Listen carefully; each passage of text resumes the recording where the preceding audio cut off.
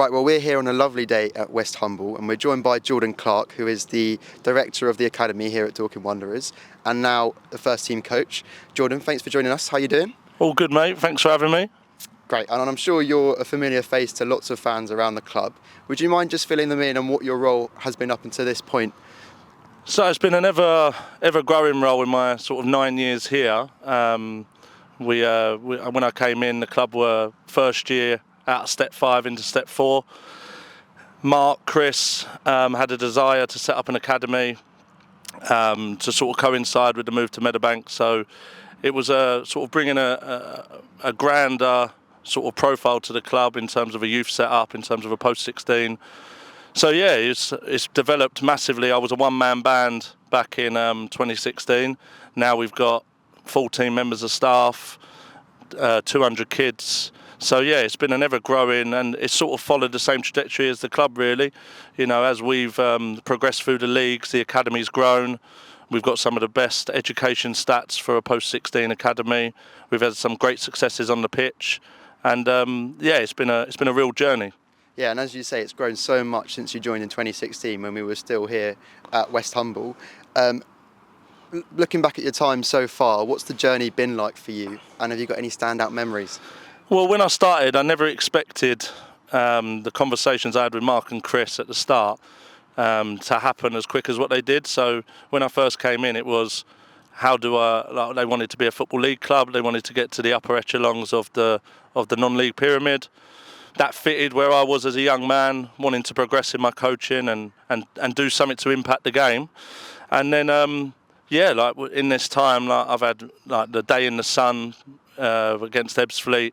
I was on the bench that day. That was a fantastic day, probably up there with one of my greatest days in football to date. And then, like being here at West Humble now, I remember my first game. I came with my now wife and her mum, and we came and watched the playoff semi-final against Faversham, and Dorking lost that day. And I knew that I was onto something special because the reaction after was, you know, we'll go and win it the following year. And then the following year here, getting promoted with 105 points, but having to do it through the playoffs. And Super Slav Huck against Corinthia Casuals down here in that goal that I'm looking at now. It was incredible. Some of them moments and some of the organic nature of it, like Slav was the goalie that started with us in the National League. So there's so many memories, so many good people along the way, and I'm so pleased to have shared the journey and been a part of some of the successes that have been here, and I'm looking forward to many more.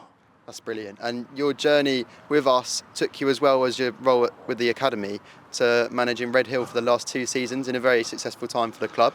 How do you reflect on your experience there? Well, yeah, it was. You know, I've got ambitions in my own managerial career, and I did the B team here for 3 seasons, 4 if you include COVID, and I had an itch to scratch. I wanted to sort of experience managing and having to do different bits.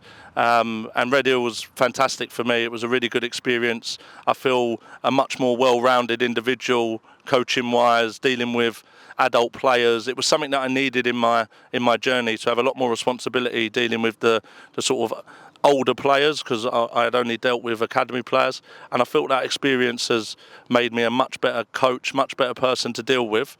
And I'm hoping that experience will allow me to add something to the Dorking Wanderers first team. And you know, the planets have aligned for me this year in terms of where the club's at, where I'm at in my journey, and it's just sort of, it's weird how life works. It's just worked out for me that this is a fantastic opportunity to get involved on a sort of macro level in a large way, and try and make a real difference. And my objectives are to come in and not be a bit part player.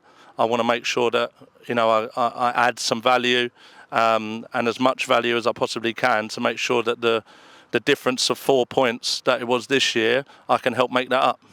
Yeah, you mentioned your experience there. Is there anything in particular that you're looking to bring to the side? Maybe that ties in with what your responsibilities are with the squad. Yeah, so really, like, I back myself as a coach. I understand Dorking probably better than most, you know, in terms of my longevity here, and I've seen how things have developed, and I've worked with Mark closely over a number of years, so I understand what he wants, how he wants it, the non-negotiables, and I think now knowing how to deliver that a bit more from my own journey, I feel like I'll be able to be a real asset and make sure that the players and the staff have someone who can be responsible for a lot of things. So in terms of the responsibilities, I see it as my responsibility to make sure that we are the best prepared team in the league.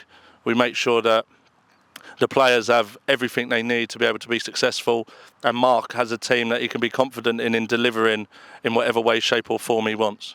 Brilliant. And just finally, we've got a few academy players joining the first team squad for the first time. What are you looking for from those guys, and what can we expect from them over the next season? Well, the gap's always getting smaller, so if there's ever a shining light in us remaining in this league, it definitely is that the academy has grown and the quality of player has grown over the years I've been here.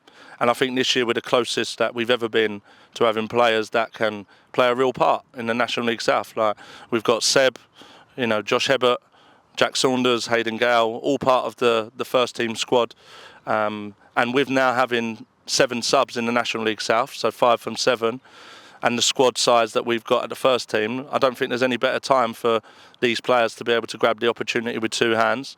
And I've got every confidence in them. I wouldn't have put them forward. They wouldn't be sitting here on full-time deals with us in our current model if I didn't believe that. And I think the fans can look forward to seeing a really exciting young group of players who can add to the journey that we're on.